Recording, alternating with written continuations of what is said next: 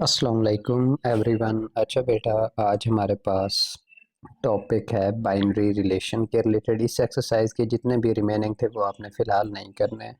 बहुत ही ज़्यादा lengthy question है और एग्ज़ाम क्या में आने के इनके चांसेस भी बहुत कम होते हैं। हमने 10 तक किए हैं, तो आगे क्रास छोटे छोटे लगा दीजिएगा ताकि हमें बाद में पता हो सिलेबस में अगर कोई आउटलाइन आए बोर्ड की तरफ से तो हम कर लेंगे। तो देखते हैं आज हमारे पास बेटा जो न्यू एक्सरसाइज है उसके लिए कुछ टर्म्स है जो कि वेरी वेरी इंपॉर्टेंट हैं, तो उनको आज हम समझेंगे। तो पहले पहले हमारे पास बेटा इसमें रिलेशन के बारे में आएगा। रिलेशन होता क्या है, पहले पहले देखें टर्म हमारे पास लिखी हुई है बाइनरी रिलेशन। तो बाइनरी का मतलब होता है दो, रिलेशन का क्या मतलब होता है, ताल्लुक। तो दो लोगों के दरमियान जो ताल्लुक होता है उसे हम बाइनरी रिलेशन कहते हैं। ये हम डेली लाइफ से डिस्कस कर रहे हैं टर्म्स की डिस्कशन को। जैसे देखें लिखे हुए हैं हस्बैंड वाइफ, मदर सन, ब्रदर सिस्टर, तो ये दो लोगों का एक रिलेशन है हमारे पास, तो इसे कहते हैं बाइनरी रिलेशन। लेकिन अब आप देखें तो हमने मैथ में इस तरह के रिलेशन को डिस्कस तो नहीं करना है, हमें तो मैथ में नंबर से डिस्कशन होती है। तो उसके लिए आपने बेटा इसमें पहले पहले ये रिलेशन के लिए एक डेफिनेशन आएगी, a relation is any set of ordered pairs. अब ऑर्डर्ड पेयर्स का क्या मतलब है, यहाँ से तीन डेफिनेशन निकलेंगी इन तीन पॉइंट्स से।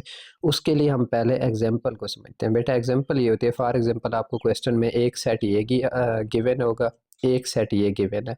अब हमने इन दो को मल्टीप्लाई कराना है, तो उसे हम नाम देते हैं कार्टीजियन प्रोडक्ट का। अगर मल्टीप्लाई कराना हो इन दो सेट्स को तो उसको नाम क्या देते हैं, कार्टीजियन प्रोडक्ट का। अब देखें ये आपका एक सेट है, ये आपका दूसरा सेट है, तो इसे हमने कार्टीजियन प्रोडक्ट का नाम दिया है।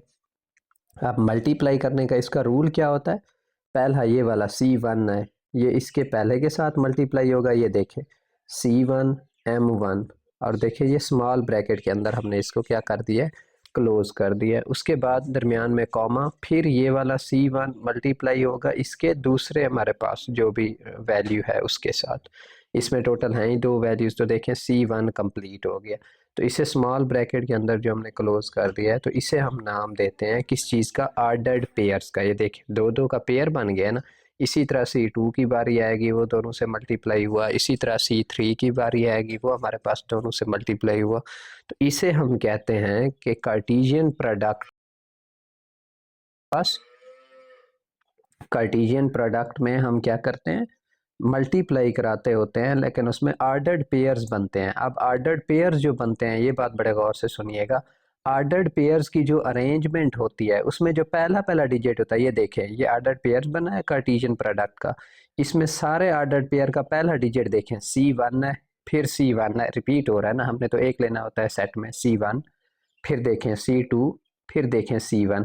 क्या मैं कह सकता हूं कि हर ऑर्डर्ड पेयर का जो पहला डिजिट होता है उसे हम बेटा नाम देते हैं डोमेन का, वो बिलोंग करता होता है पहले सेट के साथ, C के साथ। देखें यही लिखा हुआ है, डोमेन ऑफ R, मतलब जो कार्टेशियन प्रोडक्ट था हमारे पास, उसकी जो डोमेन है वो किस चीज के इक्वल है, वो हमारे पास है पहले पहले सेट के इक्वल। कौन सा सेट है हमारे पास, C वाला। अच्छा जी, फिर हमारे पास दूसरी टर्म होती है रेंज। रेंज का क्या मतलब होता है, जो वाई वाला होता है इसे हम कहते हैं एक्स। आपको पता है ऑर्डर पेयर में पहला एक्स होता है, दूसरा वाई होता है। तो वाई जो होता है वो किससे बिलोंग करता है, रेंज। रेंज बिलोंग करती होती है दूसरे हमारे पास सेट के साथ जिसके साथ हम मल्टीप्लाई कर रहे होते हैं एफ के साथ। तो ये एग्जाम्पल से अब आपको चीज़ें क्लियर हो रही होंगी। अब जब हम डेफिनेशन पढ़ेंगे ना तो होप सो आपको ये तीनों समझ आ जाएंगी। कहता है let A and B be two non empty set, then the Cartesian product is the set of all ordered pairs. देखें जो एग्जांपल है, फॉर एग्जांपल ये ए सेट है, फॉर एग्जांपल ये बी सेट है, तो इनका कार्टेशियन प्रोडक्ट जो होता है वो क्या होता है, यही चीज़ नहीं होती जो हमने अभी पढ़ा है, ऑर्डर्ड पेयर बनते हैं जिसमें पहला एक्स दूसरा वाई। सच दैट जो एक्स होता है वो किससे बिलोंग करता है, पहले से नहीं करता है कार्टेशियन प्रोडक्ट में, अभी देखा था। ये जो एक्स है, ये भी एक्स है, ये भी एक्स है, ये भी एक्स है, ये भी एक्स है, ये भी एक्स है, ये भी एक्स है, वो किससे बिलोंग कर रहा है, पहले पहले सेट के साथ। such that x belongs to A and y belongs to B is denoted by A cross B। इसको A क्रॉस B के साथ डिनोट करते हैं symbolically. We can write it, Cartesian product को किस तरह लिख सकते हैं, A cross B। X Y order pairs बनते हैं बहुत सारे, एक्स किससे बिलोंग करता है, पहले सेट के साथ, और वाई दूसरे के साथ। ये पहली पहली डेफिनेशन किसकी है, डिफाइन कार्टेशियन प्रोडक्ट। उसके बाद देखें उसके बाद हम बाइनरी रिलेशन को डिफाइन करें। Any subset of A cross B is called a binary relation और सिंपली अ रिलेशन। ये इसकी डेफिनेशन है। कोई हम कार्टेशियन प्रोडक्ट लें, ये जो हमने कार्टेशियन प्रोडक्ट लिए हैं देखें, ये पूरा है। अब इनमें से कोई आप 2 ऑर्डर्ड पेयर ले लें, 3 ले लें, तो वो इसका सबसेट होगा ना, तो उसे हम उसका क्या कहते हैं, बाइनरी रिलेशन कहते हैं या सिंपल रिलेशन कहते हैं। ये डेफिनेशन आ गई यहाँ से लेकर यहाँ तक। उसके बाद डोमेन रेंज अभी हमने डिस्कस किया, the set of the first element of the ordered pairs. ये देखिएगा, ये एग्जांपल से आपको क्लियर हो जाएगी डोमेन का मतलब क्या था। कौन सा हमारे पास जो फर्स्ट एलिमेंट था सारे ऑर्डर्ड पेयर्स का, वो डोमेन होता है। जो सेकंड एलिमेंट है सारे हमारे पास ऑर्डर्ड पेयर्स का, वो बेटा हमारे पास क्या होता है, रेंज होता है। ठीक हो गया। उसके बाद ये 3 डेफिनेशंस आ गई, ये वेरी इंपॉर्टेंट थी हमारे पास।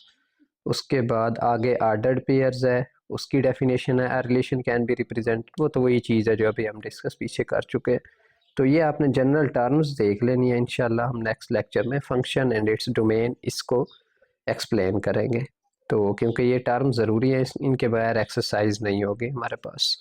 तो आज के लेक्चर में आपने ये 1-2 एग्जांपल कर लेनी है ऑर्डर्ड पेयर्स के रिलेटेड, उसकी डोमेन कैसे फाइंड आउट करते हैं, रेंज कैसे, कार्टेशियन प्रोडक्ट क्या होता है। अगले लेक्चर में हम देख लेंगे फंक्शन और उसकी डोमेन्स वगैरह को। ओके जी, मिलते हैं अगले लेक्चर में।